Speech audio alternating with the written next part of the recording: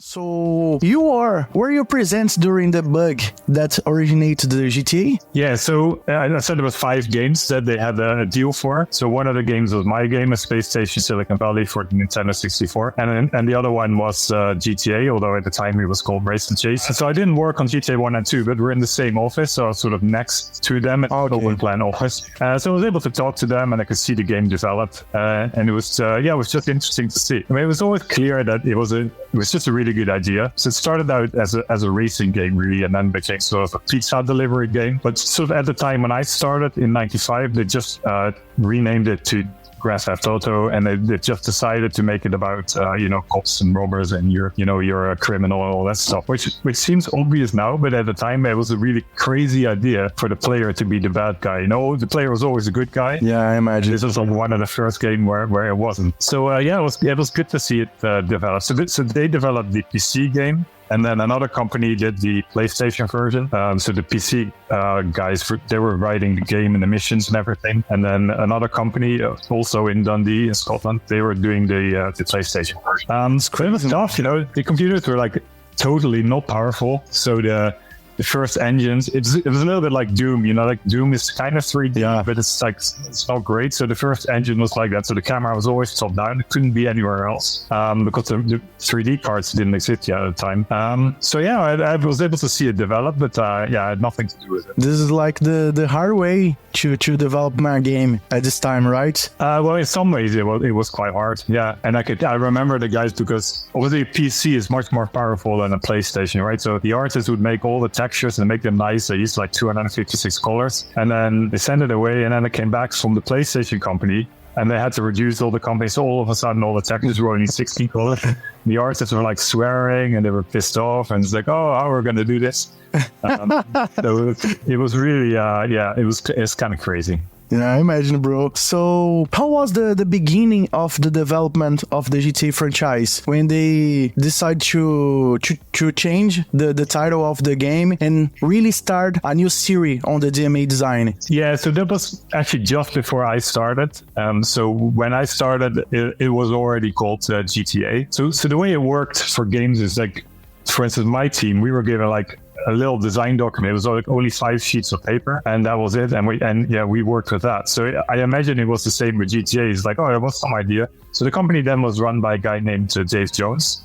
Okay. David Jones, and he was the one that started the company and made Lemmings with a couple of other guys. Mike Daly is one of them. And Mike Daly then wrote the first engine for Race and Chase, which then became GTA. But so now it's completely different. Now a game is like designed, maybe even sort of focus tested, and then the design is pretty solid before it goes to the team. But that's not how they worked at all. They just had an idea and they said, oh, you know what, why don't you just go and do like a racing game or whatever? And it just sort of evolved and it changed.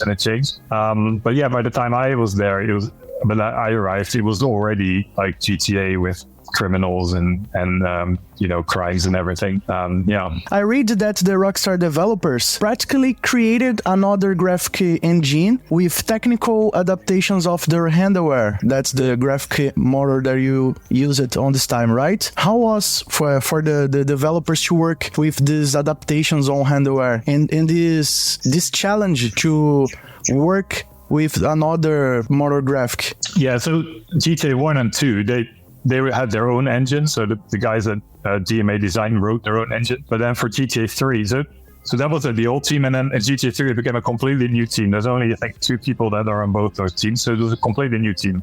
So the people that did Space Station Silicon Valley, my team, we then went on to do GTA 3.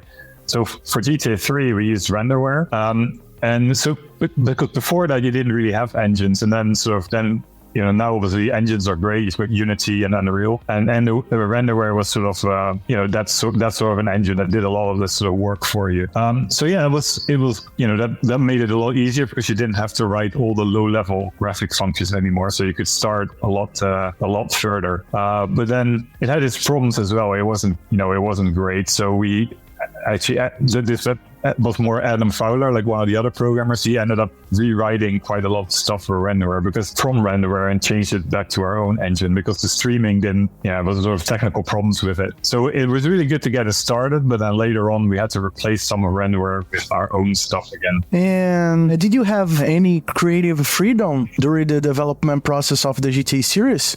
Yeah, I would say so, definitely. So when we started GTA 3, basically the whole company changed a lot. Like we were sold and bought and sold again. And then our studio, which was in Dundee in Scotland, split up into two studios, one in Edinburgh and the ones that remained in Dundee. And that was at the same time that Rockstar Games was founded by the Housers and some of his friends in New York. And they already had a lot of games, and they also bought San Diego. So basically it was a kind of a chaotic period. And at start, we weren't asked to write GTA 3. It was Leslie Benzies and Aaron Garbett who decided, why don't we start working on GTA 3? And that's a license we have. We could see that would be really good in 3D. So why don't we start working on that? And they worked on it for a while, and then like other people in the studio, like myself, we sort of joined. And for the first, I don't know, maybe 4, 5, 6 months, we didn't really get any feedback from New York. They just left us alone pretty much. And after that, they said, "Oh, this looks pretty cool, so carry on with it."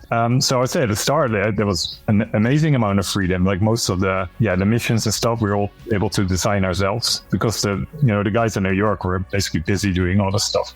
So Leslie Benzies have the idea to transform the GTA series on 3D? Yeah, I would say it was Leslie and Aaron who started that. Yeah, so there was a period after we finished Space Station Silicon Valley, and that was about the same time we moved to Edinburgh, that there wasn't really a plan as to what to do. So maybe for 5 or 6 months, we just weren't asked to do anything. So I did a prototype for another game, like a racing game with spheres, because that's what I fancy doing. And those two started working on GTA 3.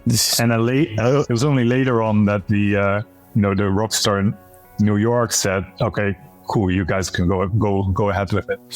So people think like everything is like really planned and really well organized, but it really wasn't. It was very organic. Yeah, this is the crazy part, because these games became the most successful projects on the games area. And now to discover how this is made, this is crazy, Wow, it's even crazier. Like when GTA 1 was, when it got towards the end of GTA 1, the game really didn't look very good. So most people in the company thought that it wasn't going to go anywhere. And the publishers at the time, which was a company called BMG, they had a meeting to see whether it was worth releasing it or whether maybe they should just cancel it. It was really very close to being canceled. And then we wouldn't have had any GTA at all. Oh my God.